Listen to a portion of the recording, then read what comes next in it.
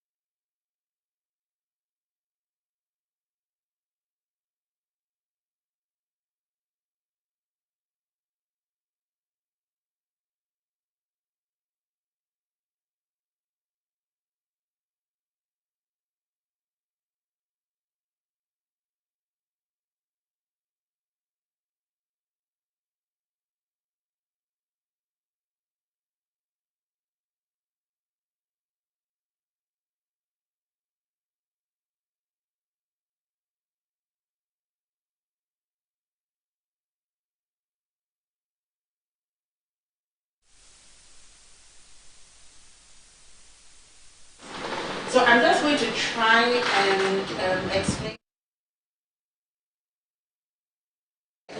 psyche, which means the soul, mind, spirit, or invisible animating entity which occupies the physical body.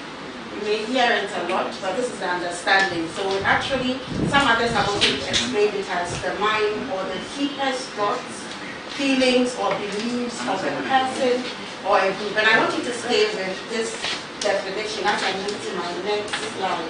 So we're looking at the relationship between our mind and the body and how this may result in stress.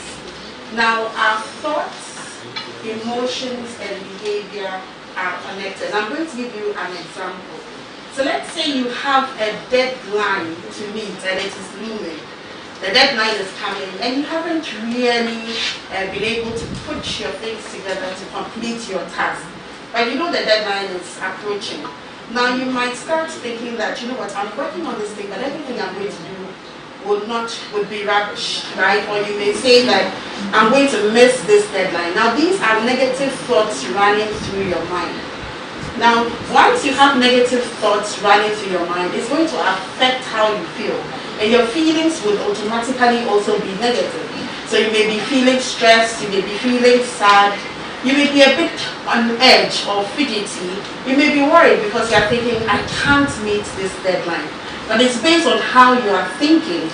And that actually also affects you physically, because then you start to, your heart, anytime you think about it, your heart starts beating, your breathing rate also increases. You may not feel like eating, right? It's either you're eating more or you're eating less. You may find that it's also affecting your digestive system or your excretion system. So you find yourself going to the urinal frequently, or you may have diarrhea, or you may have constipation. This is based on how you are thinking, because the deadline hasn't approached. It's not the day yet you're supposed to submit the work, but it's based on how you are thinking. So just for you to understand the relationship between your thoughts, emotions, and then also your behavior. If your thoughts are negative, your feelings will be negative, and that will also result in certain behaviors. And essentially, in this particular example, thinking in that particular manner, feeling that particular way, you may actually just put it off. You may not even attend to your work, even though you know the deadline is looming. Okay, now what is stress? On a day-to-day basis, can I say I'm stressed, right? Children are stressed, parents are stressed, workers are, everybody is stressed. Now, the important thing to note is that stress is an inevitable part of our everyday life. Nobody is immune to it. Anytime you experience a major event in your life or any major change, you have to adapt to it. And usually, in this process of adaptation, you may experience some physical tension, some mental tension, or emotional tension. This is in response to that major event. Now, usually, you could also say that it's the way we respond to any demand for change. So it could be that you are getting married, it could be that you are changing schools, you are getting a new job. All of these things are new to you. And usually, it's also when the demand, so let's say you're changing work, and you're not kind of used to this particular environment. So the demands of the new job may exceed your ability to cope, and then you may experience stress. So there are various sources of stress, and I want to talk about work, because that's on top of the list for a lot of adults. Now, depending upon the nature of your work, right, there may be overload. These days that a lot of people are working from home, they realize that they're actually doing more than they used to before. And so if you're doing a lot of overtime, it can have a negative impact on you. And also if you have high expectations from your boss, right? Or if you're working in an environment and you don't really have support from co-workers, that could also cause you some amount of stress. Maybe in a position and you don't really have adequate training for that job, it could cause you some amount of while, and there are few opportunities for you to develop. It could also cause you some amount of stress.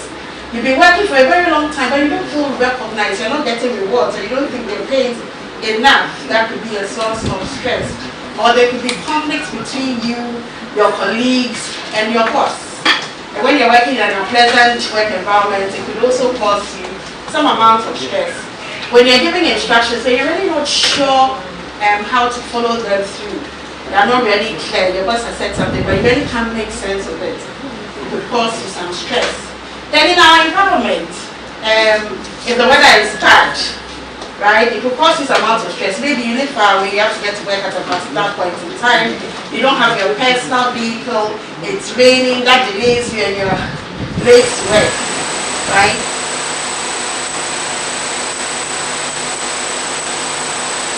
Your office, that will also affect your ability to work. So that could be a source of stress. And then there could be air pollution. Maybe you are working by an environment that maybe there's somebody who is smoking fish, right? The smoke alone can cause you some stress.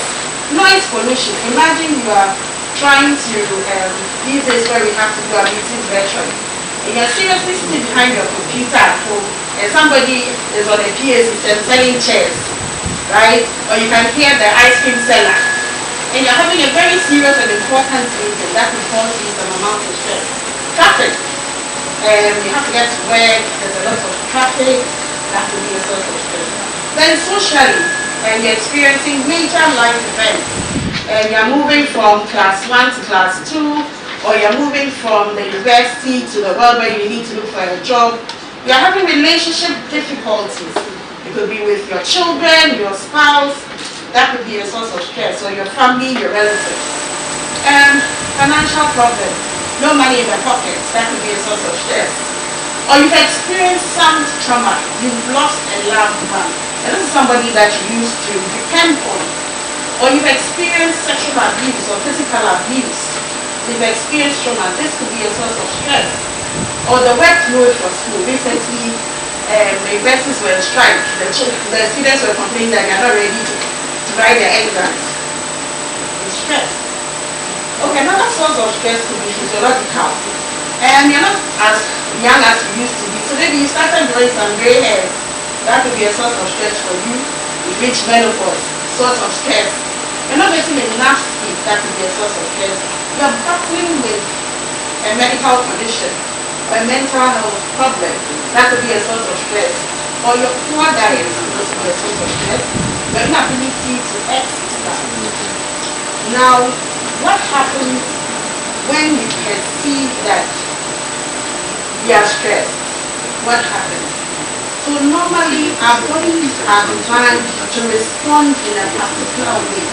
And this is explained by the fight-flight body response.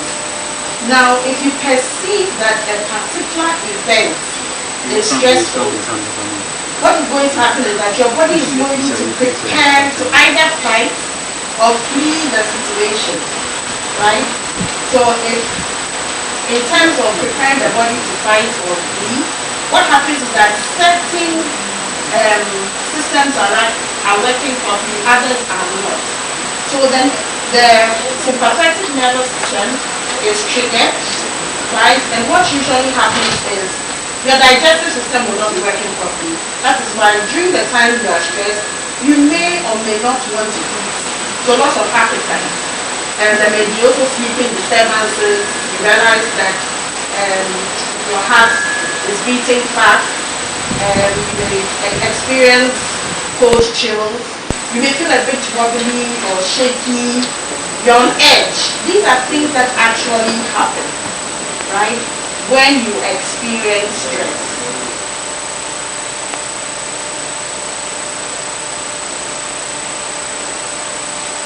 Something that you should note. When you are under stress and you have to observe or become aware of your own response to stress, there may be certain changes that will occur cognitively in terms of our thoughts, in terms of how we feel. Remember I spoke about the connection. Physically, and then also in terms of our behavior. So cognitively, the way you are thinking, you realize that you are somebody who never forgets things. But all of a sudden you realize that you've forgotten your phone at home, you left the key in the car. These are real examples I'm giving you. You left the stove on, you're not able to concentrate, right? There are thoughts racing through your mind, and you're worried, you're preoccupied with worry. These are some changes that occur when we are stressed, and they are cognitive, meaning they have to do with our thoughts. But feelings, you know, this person is always in a happy mood. And all of a sudden you see the person is feeling sad, the person is low, the person feels overwhelmed. Or you're somebody who is able to tolerate things, but all of a sudden you become irritable. You're not able to relax. It could be a warning sign that you are stressed. Physically, you begin to sweat even though you haven't engaged in any physical activity. You may be experiencing chest pains and you realize that your heart is beating fast, so there's an issue with your blood pressure. You may be dizzy, you may experience nausea, you may have headaches as well. In terms of your behavior, you realize that you're not sleeping well. You are engaging in nervous habits. Maybe you're chewing your pen, you're scratching your hair, you're using excessive use of alcohol, cigarettes, drugs. That could be an indication that you are stressed. Okay? So these are some symptoms of stress.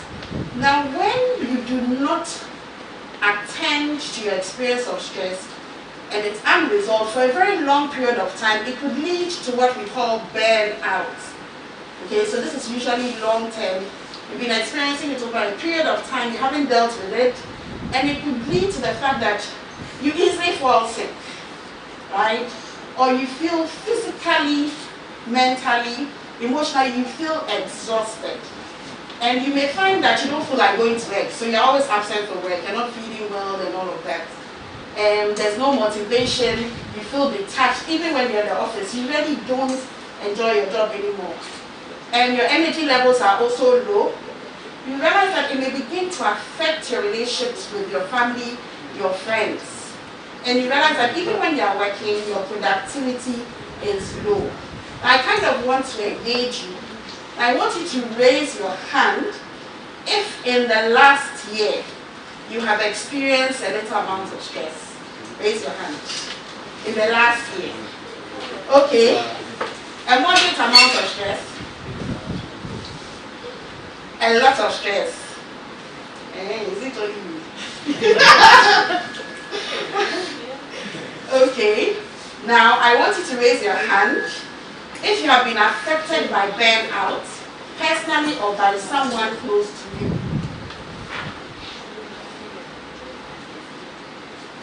Nobody? Okay. Does stress have a negative effect on your sleep, diet, amount of exercise and spare time? Anybody? Okay, great. Now, most of the time, and it's also very important, we talk about the negative side of stress. Of course, based on what I've spoken about, our immune system becomes weak. And due to our experience of stress, we may also be battling with things like obesity, and we are also at the risk of developing certain diseases like cold, cardiovascular diseases, and sometimes it could even lead to premature death. But today, I want to kind of twist things and talk about stress in a different way. So, if you look at the screen, you can see the fishes, right? Now, you know that fish are very remarkable creatures, right? They are accurately aware of their surroundings. They can actually smell their predators from miles away, or they even know when there's food available. Or maybe when there's a potential mate close by. But there's one thing that fishes are not aware of. You know what that is? That they are in water. Right? And just like human beings, we may know or be aware about stress in a particular way, but we may not have thought about it in this particular sense. And I'm going to talk about this. So the fact that a good life is a busy life. Now, I don't know about you, depending upon the nature of your work. Last year, because of COVID, for 3 weeks, if you're not an essential worker, you were kind of locked up at home. And that was extremely difficult for many people. So during that time, people found things to do.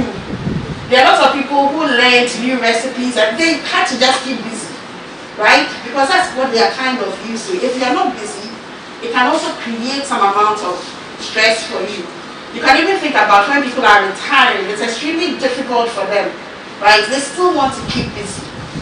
Now, another thing is that the levels of stress, right, even at dangerous levels, are acceptable and normal. So I want you to understand that stress, your experience of stress is normal. Now we're going to talk about a study, right? So this study was conducted by some researchers at the University of Wisconsin, Madison. And this was 30,000 adults that were studied over a period of 8 years. Those who said that they were experiencing a high level of stress and also believed that stress was harmful had a 43% increased risk of dying. Okay?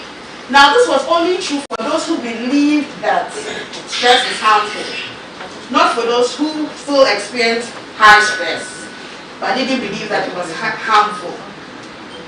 Now, if you even compared the results of those who believed that They were experiencing high stress, but their belief was it wasn't harmful.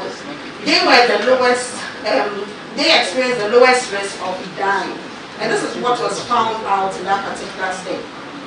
Now the secret of stress, okay? Given the results of that particular study, the researchers concluded that people died prematurely not from stress, but they believed that stress was bad for them. Okay, so now, can you change your mind about stress?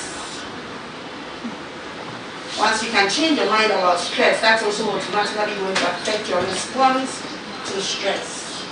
Now I'm going to talk about this social stress experiment, and for those of you in this room, I'm going to kind of use you as part of this experiment. So I want you to imagine that you are a participant for this particular experiment. Now it is designed to cause you stress, so have that in mind. Now imagine you've entered into a laboratory, right, and you are told to give a 5-minute impromptu speech on your personal weaknesses. Okay, now you have a panel of experts that are seated in front of you, and actually they have been trained to discourage you, right, in terms of their non-verbal feedback. So they may be giving you some eyes, squeezing their faces at some of the things that you are saying, right? How would you feel? Intimidated, demoralized. And if that isn't enough, the next phase is that there's a mass test, right? So now there's a mass test, and I'm going to do this mass test. Now I want all of you to start counting backwards, starting from 996. Okay? So let's go. And I want you to do this fast. Okay, so you're going to start counting backwards from 996. Let's go. 996. Faster, faster, faster, faster. 992, 991. No, stop, slow down. The guy over there made a mistake. Let's start again. 995. Fast. Okay, doesn't look like you people are good at this thing. Right? Now imagine this thing really happened. If you were the person, definitely maybe your heart is start beating, you may be experiencing some anxiety and all of that, right? Thank God you're not that person. Now, depending upon how you experience that particular event, you may experience that event as a threat. But you can also twist it a bit and experience it as a challenge. Okay? Anytime we experience an event as a threat, the fight-flight body response is going to act out as signs of anxiety or the fact that you don't have the ability to cope with the situation, right? But think about, even if when that stress response happens, the fact that your heart is beating fast, think about it as, okay, my body is preparing me to act. My body is preparing me to rise up to the challenge. Are you with me? Okay, so I want us to talk a bit about the social side of stress, because we really don't talk about this particular aspect and we focus a lot on the negative aspect. So in talking about this, I'll talk about a neurohormone, oxytocin, right, which is also released during the stress response. And with this particular hormone, what happens is that it causes you to crave for physical contact. Sometimes you're going through a lot of stress and all you want to do is talk to that one person. You are craving for physical contact from those you care. So it motivates you to seek support or help from people that care about you. Not just anybody, but people who care about you. And that has a positive impact on our mind and also our body. Because unlike where your blood vessels will constrict, right, in this particular instance, what happens is that your blood vessels become relaxed. And also what happens to the heart is that cells are regenerated and you heal from stress-induced damage. Okay? Now there was a study that was done with 1,000 adults aged between 34 to 93, and they were also asked 2 questions. How much stress have you experienced in the last year? How much time have you spent helping out friends, neighbors, and people in the community? Right? Now, for every major stressful event, it increased the participants' risk of that dying by 30%, right? But those who spent time caring for others during that particular time were related to no stress, and they experienced no stress during that time. So here, what the study found out was that caring created some sort of resilience. So there's this inbuilt resilience within us that we need to draw on. Now, there was a study conducted, this was conducted in Ghana amongst healthcare workers. And this was during COVID, so you can just imagine. And these were the experiences of healthcare workers. Now, 68% of those who participated in this study showed high levels of stress. And then 67 showed levels of burnout, right? That was 7 out of 10 health workers. Now, those who felt supported, which unfortunately was less than half, and appreciated by management, showed less stress and burnout levels. I hope this gets you thinking, okay? Rethinking your ideas about stress. So I just want to talk a bit about stress management with your understanding now. I know as much as people may say, oh, I don't handle my stress well, you may really not have thought about it, but everybody has coping skills, okay? I'm going to talk about a few. You can kind of add them on to what you already know. So I'll talk a bit about mental techniques. Okay, so this has to do with the mind. If you recall, when we were talking about the signs or symptoms of stress, we talked about the fact that there may be cognitive changes. So these are some good things to do. Now, usually, you may catch yourself thinking about something in a negative manner. Okay, it's time to change or challenge your negative thoughts. Try and think positively. Now, some of these techniques take a bit of practice, and maybe sometimes you need some professional help, but sometimes it's good to stop your thoughts in their tracks. Okay, replace a negative thought with something positive. Okay, so don't say, I can't do it, but admit that maybe it's tough, but I'm sure with time, or when I speak to this person, I'll be able to do it. It's still the same situation, but you're thinking about this in a different manner. Then use positive affirmations. Okay, so prophesy. Because what you think, how you feel, and what you do is related. So if you're thinking positively, then of course you have positive emotions and you behave in a positive way. Now work on your emotions, let them out, okay? Sometimes if you feel that what you have on your heart is a bit heavy, you can write it in a journal. You can talk to God, right? You can talk to friends that you trust, family, or you can talk to a professional, okay? Just allow yourself to talk. Realize that sometimes when you are so stressed up, and you just talk to this one person, you feel okay. Even if what you're talking about sounds so stupid and awkward, this one person just makes things, the person makes you see things from a different perspective, or the person validates your feelings. So even though the problem hasn't been resolved, you feel much better by just talking about it. Sometimes you may have to distract yourself and engage yourself in an activity, right? It could be a hobby that makes you feel good, because at that point, you're dealing with certain emotions that are negative, but if you engage in something you enjoy, it can have a positive impact on you. And sometimes you just need to stop and breathe, right? We breathe on a day-to-day basis, but we don't really understand the importance of breathing. Now, when the fight-flight body response is activated, our breathing may increase, but in order to make us calm, you have to kind of practice your breathing to normalize things so that you are able to feel relaxed. Now, some of it also demands that in order to manage your stress, you take personal responsibility. Okay, some of it may require you adopting healthy lifestyle, so exercise regularly, eat a healthy diet, your intake of caffeine and sugar should be reduced, avoid alcohol, cigarettes and drugs, get enough rest and sleep, and intentionally make time to relax.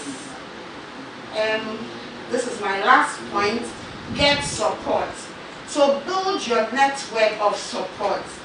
There's a certain person out there, when it comes to your emotional health, you know that if I talk to this one person, it's great. But when it comes to finances, she's not good, so I talk to this other person. Right? If it's a spiritual matter, maybe talk to another person. Maybe if it's work, find a mentor in the field. Start building your network of support, because this is really essential. We learned about that, one of the studies I spoke about earlier.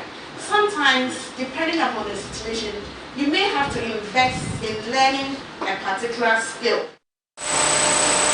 You have to go through a certificate training. Or you maybe need to organize your time better so that you can set your priorities right.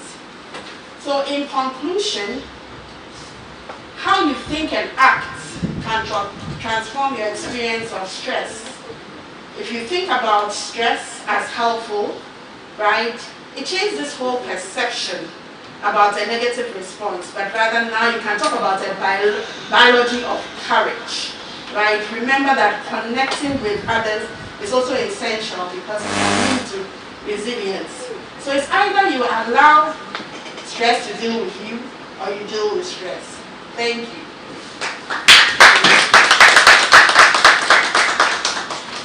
Thank you very, very much, Dr. Tifa. And I'm sure you're all now ready to fire. Tifa has taken us through what stress is, and she has made the point that stress is normal. In fact, stress is good. It is the way we think about stress that can make it have a negative effect on our lives. Stress can occur in any situation, and it can occur in anybody at any age. It's important that we all recognize this and think of stress as something that is helpful to us instead of something that is negative.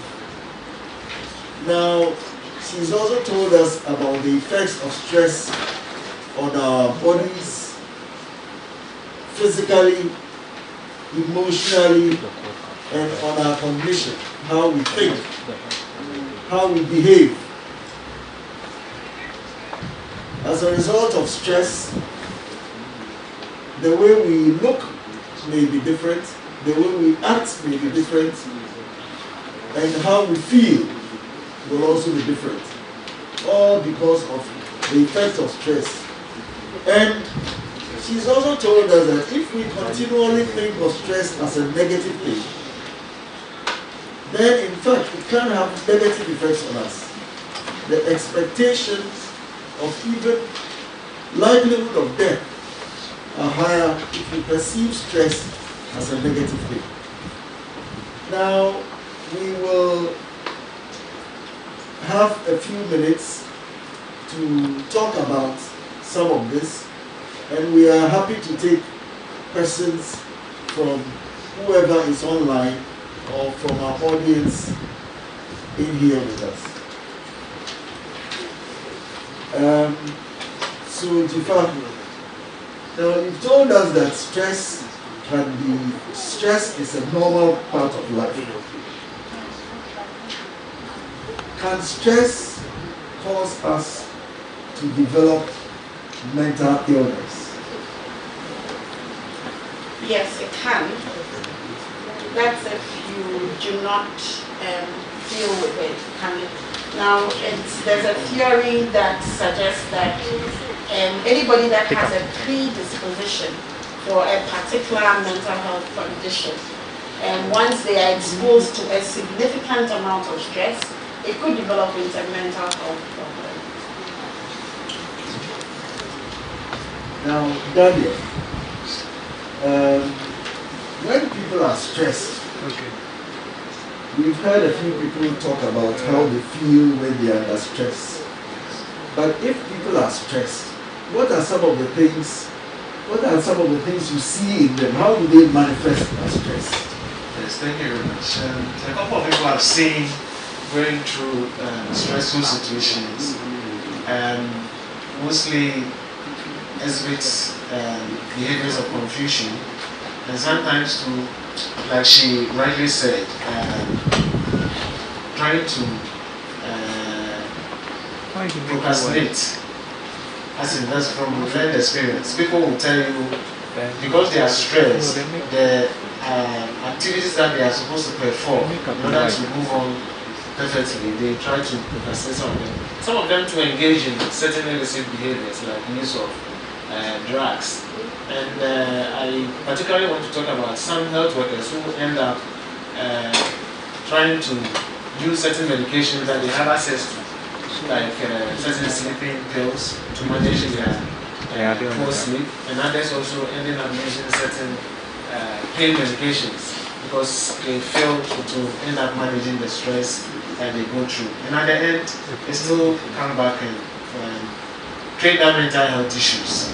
So, David, Daniel, what you are saying is that when people are stressed, they may, as a result of the stress, develop sleep problems. Yes. And there are people who then, instead of dealing with the primary cause of the stress, will try to correct their sleep problem by using drugs. Yes. Because in most cases, they either they are in denial or they are not finding the root of the problem. They would rather be trying to manage the symptoms. And mostly since stress, sleep, from experience, I realize sleep is the mostly complained or most complaints from patients or from people who go through the stress. And they try to manage the stress either by using certain ineffective coping mechanisms. And at the end of the day, they end up coming back to, or it gets complicated. Then it makes the management needing a professional intervention. Do we have a question from anybody there? Yes, sir. My question is, do drugs have any role played at all in the management of stress, induced insomnia? Somebody who has been very fast and just sleep as a result of some stressful situation, either short term, long term, or medium term. Has any drug really role played? His question is, if you are able to sleep, either in the short term or it goes on for a longer period, because you believe is the result of some stressful situation you are experiencing, do medications have any role in correcting this sleep problem for this individual who is not sleeping well because he or she has stress? Do drugs have a role to play in the management of their insomnia or sleeplessness? Yes, drugs play their roles perfectly.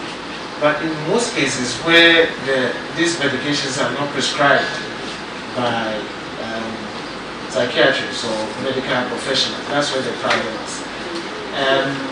First of all, who would even diagnose that you have that stress, the sleep problem? If it is diagnosed by a psychiatrist, perhaps in most cases, medications become the last option. There are times that you maybe go through some form of therapies that will involve clinical psychologists and some sleep therapists. They may engage you in several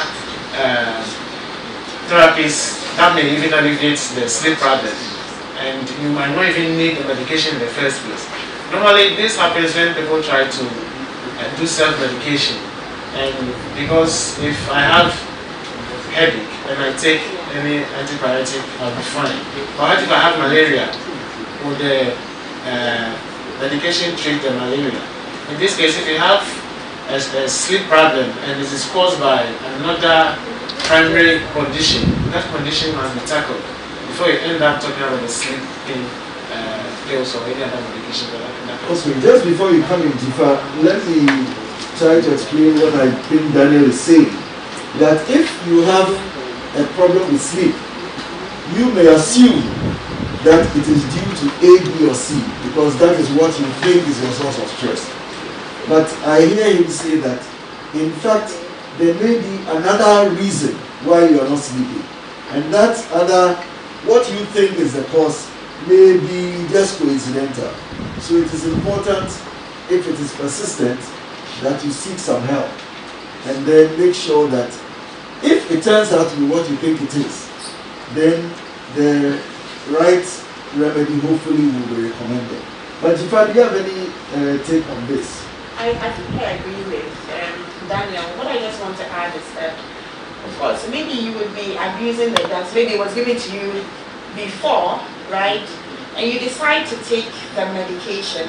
It may, depending on what you're taking, it may in the beginning be helpful for you. But like Daniel said, if you haven't dealt with the primary source of stress, it's going to reoccur, right? You'll still be having sleep problems. It still won't go away. So you realize that even when we are dealing with clients, right, depending upon the condition, you would have a psychiatrist referred to a psychologist to kind of deal with some of these stresses that they may be experiencing. So medication may reduce the symptoms, but it may not deal with the primary cause. And I believe that it's also important the kind of medication that they take, which is why it may not be a good idea to take it on your own. Because if the stress, what you perceive as stress is something that has been going on for a long time, if you start taking one of the drugs which may be addictive or which you can develop dependence, then even after your stress goes, you find that you still have a sleep problem, because when you try to stop the medication, that becomes a problem. Then you can't sleep because of the medication, although this time the stress may not be there. So, do we have any other questions from the audience or from those online?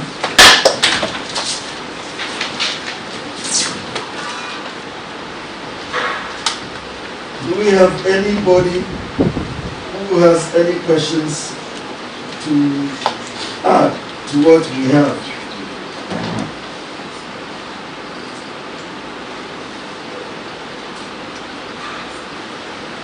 Okay, I see here Del Sharp. Oh, so he wants to be notified when next Korle Teaching Hospital goes online. So please take his number, and when the time comes, let him know. He also says, how can one know that he or she is stressed but not sick? He's trying to make a difference between being sick and stress. Jifa, I believe this is for you. Okay, so I spoke a bit about the signs of stress. So there's that point where you are your usual and your normal, right? Once in a while you experience the ups and downs of life, but you're able to deal with it. But the point where you begin to realize that it's affecting your ability to function, right? Socially, in terms of the way you relate with people, your work productivity has gone low. If you're in school, you realize that your school performance too is low. Then maybe that's the point where you need to start seeking help. In terms of sickness, it's kind of broad, because when you're under... I think he's talking of sickness as a physical illness. Or, because he's trying to differentiate between stress. He says, how do you know that you are stressed but you are not sick? One of the things I would say that as we speak about these issues is try and become aware of your own body, how your body responds to things. It's really difficult we're all kind of different. If you begin to become more aware about how you respond in terms of your thoughts, in terms of your feelings, physically. Because remember, I spoke about the fact that when you are stressed, you may experience some physical symptoms which would actually mimic the fact that you are sick, but you may not. It may be a result of the stress that you are experiencing. So it's important to start knowing yourself. How do you respond to certain things? And that may be helpful in helping you differentiate between you are actually sick and if you are under some amount of stress. Very good. We also have Francis. His question has been answered. He wants to know whether stress can cause you not to sleep well at night. I think that has been answered in the presentation, that indeed stress is a very important point, precondition for sleeplessness. If you have difficulty sleeping, maybe the cause is stress. Now, we have a few other questions. I think he's a very avid listener to our program, Dale. He wants to know if mood swings can be considered a sign of you being stressed out. Daniel, do you want to take that? Yes, that is very, very important. Mood swings have been noted to be part of that. And mostly when the stressful situation has been persistent and you have not found a solution to it, you end up showing those mood swings. Particularly some also have this displacement. Instead of dealing with the situation causing the stress, they might end up enacting it on other people who are seeking their services. There have been this notion that nurses, particularly in Korle, if they are stressed out, they end up displacing it on patient. No matter how true it is, sometimes that may be the case. And so when people are showing mood swings, even though there are other clinical situations or clinical disorders that may exhibit mood swings, but stress can also form or cause some amount of mood swings. But I think he also wants to know, if he says mood swings, maybe he's also referring to periods of depression alternating with periods of elation. If you have people who appear to do that, could it be a result of stress? I know some people, whenever they feel moody, from time to time they refer to it as mood swings. I believe that's what you are talking about. Yes. That sometimes when you're under stress, you may feel a bit low for a period. That will be an answer to this question. Now, Francis Edim wants to know, how will you overcome that? And he wanted to know if there was a difference between being tired and being stressed. He thinks it's kind of confusing. How do you overcome it? Jifa? Okay, so I'll say that being tired, one of the signs could also be that there's a loss of energy. So that may be a sign of stress in itself. So you may feel tired, but it could be a sign that you are stressed. But usually, I would also always want us to put it in context. Okay, because maybe, yes, you've had a long day.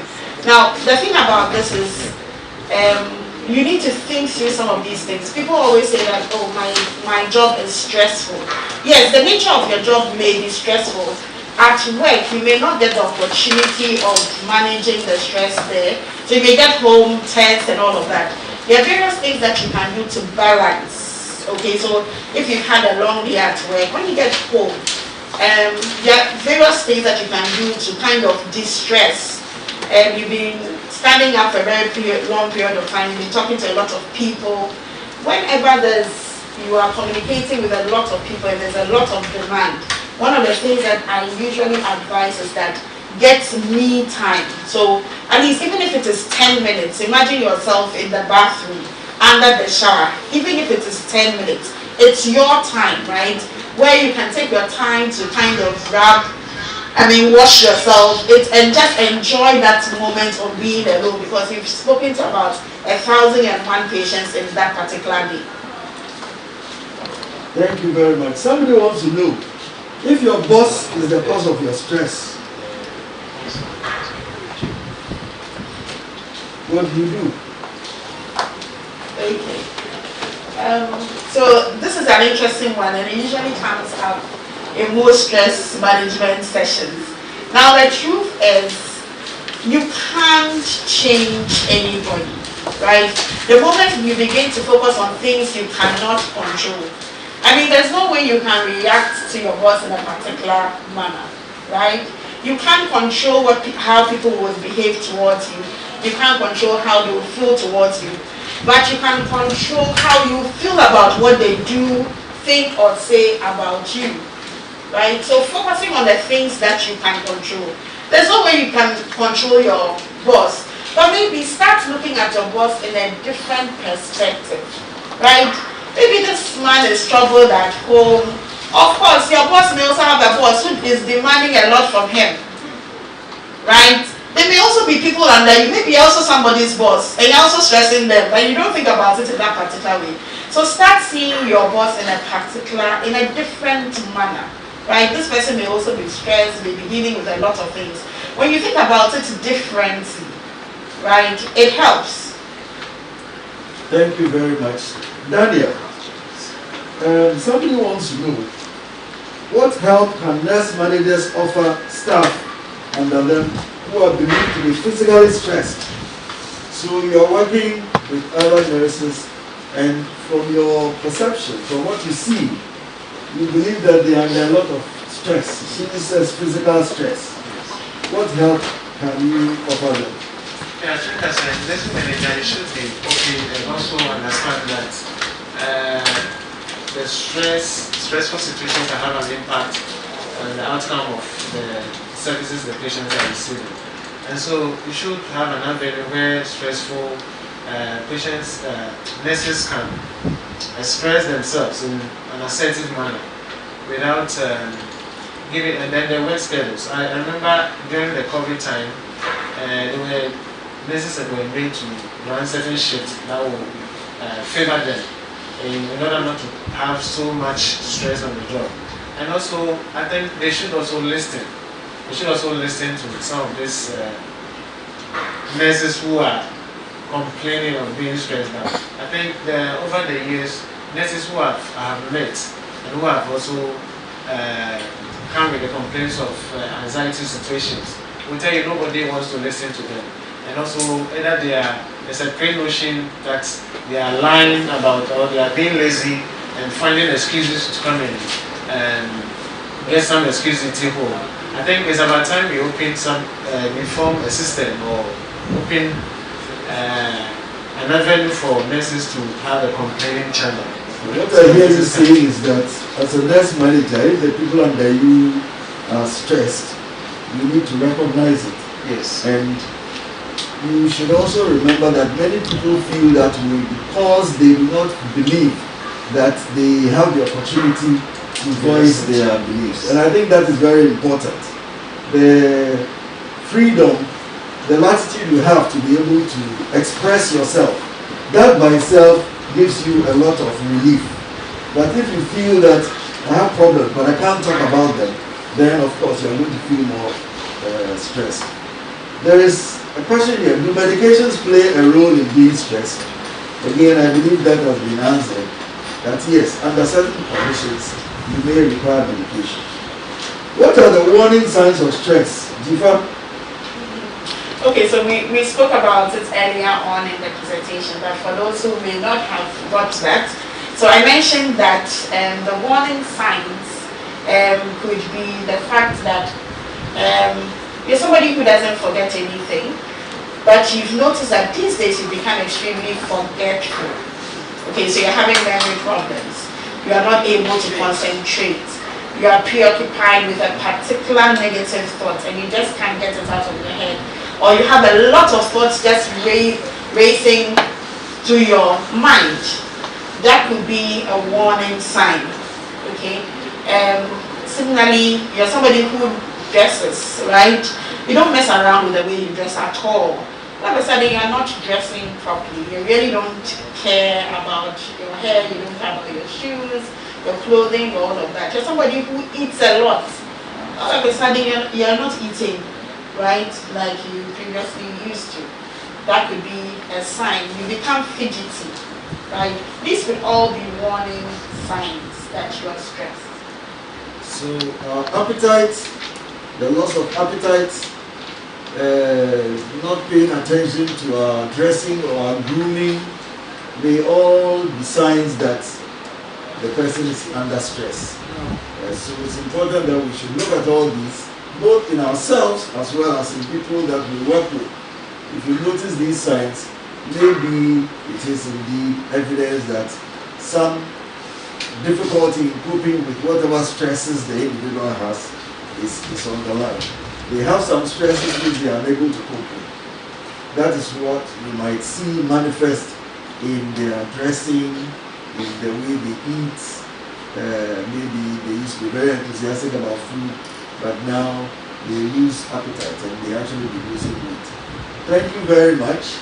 Yes, madam. Please, I wanted to know the thing about stress also. Someone was told that she's developing stress also. And she's the type I know doesn't really stress. So I was wondering how. Alright, Jifa, can you please take that and then she wants to know, you did talk about some of the physical effects of stress. She's saying that somebody was, we are talking of an ulcer, peptic ulcer, as a result of stress. She was told that. Can you throw some light on that for us, please? Okay. So I guess this is somebody who is not, maybe she's stressed and she's not eating properly. Therefore, it's developed into an ulcer.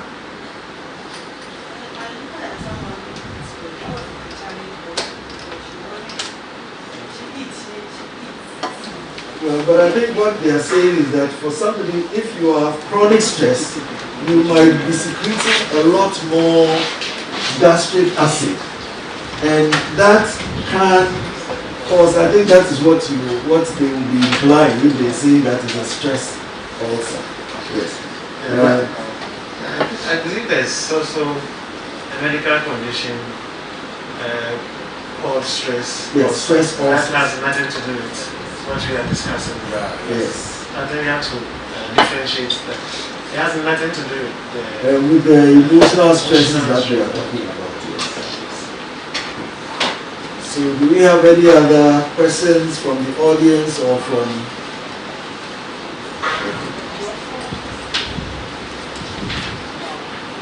Alright, we'd like to acknowledge our sponsors again. We have City FM online, the TV and the radio station. We have Roche, the pharmaceutical company. Pentax is responsible for our furniture. And Graphic Corporation, as well as Ghana Work. They are our sponsors today, have made this webinar August edition of the Korle webinar series possible. We have been talking about your psyche, stress, and your body. And the panelists we have are Dr. Jifa Atta, clinical psychologist in the Department of Psychiatry, Daniel Asari, a nursing officer in the Department of Psychiatry, and I have been the chairman, psychiatrist, Sami Ohene. Ladies and gentlemen, thank you very much. We still have 1 or 2 minutes, and if we have any questions, we will be happy to take them before we round up.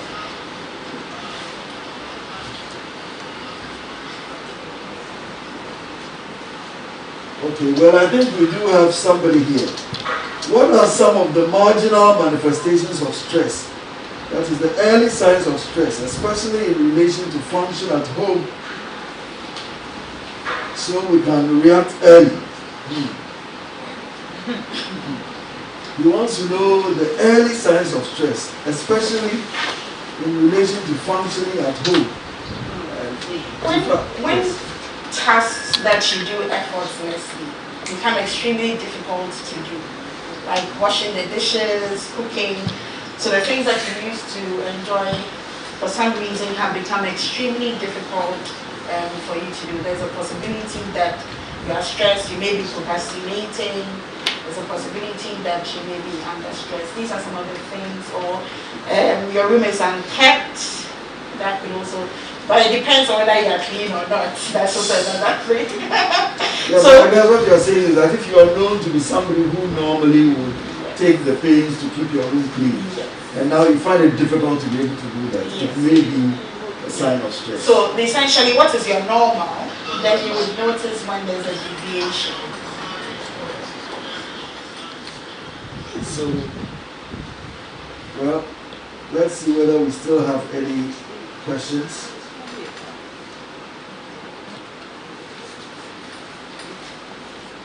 Okay. We have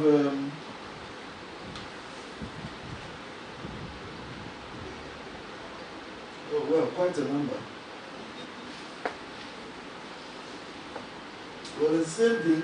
What are some of the marginal manifestations of stress? The same thing that we have from Philip Amu. And then warning signs. We've been through all of them. Okay, ladies and gentlemen, thank you all very, very much for your participation. Those of you online as well as live with us here in the conference room of the Burns and Plastic Center building. We've been, for the last 1.5 hours, talking about stress, your mental health, how stress affects your body. And moderator, our speaker, has taken us through what constitutes stress. We've been told that stress is in fact normal, and it is our perception of stress that may be a problem.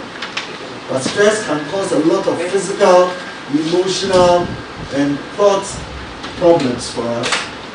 The way we think, the way we react, how we feel, can all be as a result of the stresses around us.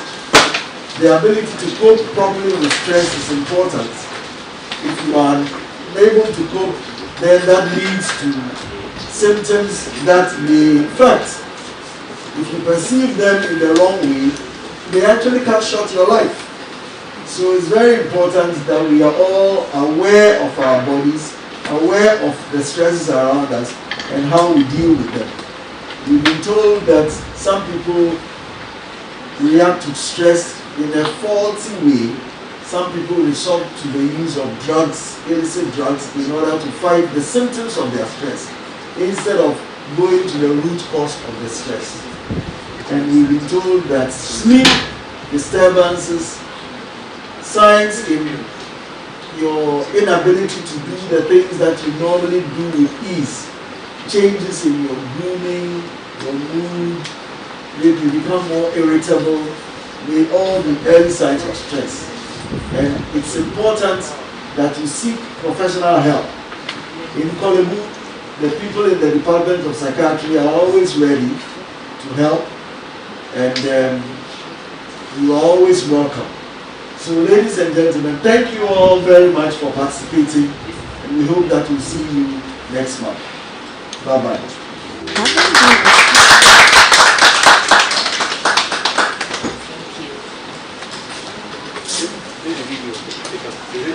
To be a place of medical excellence. In October 1923, Korle has grown into a major hub of healthcare delivery, as envisioned by its founding fathers. With a bed capacity of 2,000 and daily average OPD attendance of 1,500, Korle has healed sickness and brought smiles to faces throughout Ghana and in the West Africa sub-region. Korle plays a vanguard role in the training of specialists in all cadre of health professionals to meet the changing health needs of its patients. Advanced equipment, leading specialists, amenity facilities, excellence and advanced training. We have it all. Korle, excellence in healthcare. Thank you.